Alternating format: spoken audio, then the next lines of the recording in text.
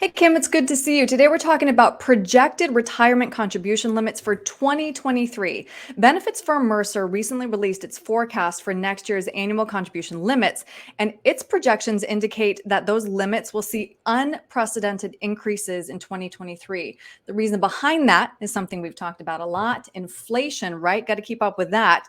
That's So, right. Kim, as we look at some of the differences as we jump from 2021 to 2022 contribution limits, do you think that big jumps is where we should be?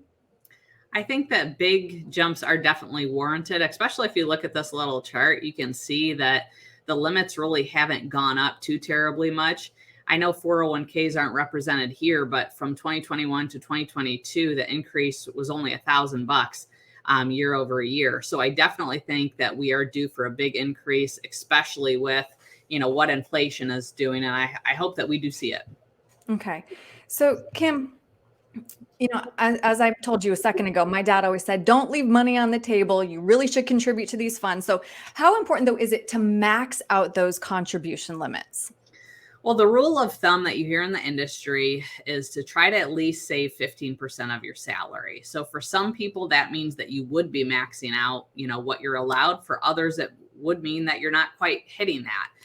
To your point, I always recommend that you don't leave money on the table. So at least do what you can to get the employer match. And then again, that's not anywhere near 15%, unfortunately, in today's world, but then try each and every year to strive closer to that 15%.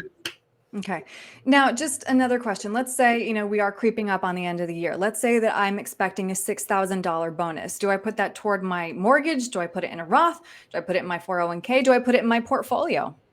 Right. Some employer plans will allow you to defer some of that bonus into the 401k, which is a good option to look at, especially again, if you aren't maxing out that match, that can give you some more employer money.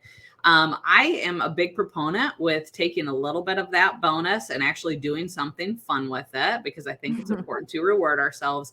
But then it depends on what your situation looks like. I know some people like to take that bonus, do something fun with it, put a chunk down on maybe some outstanding debt.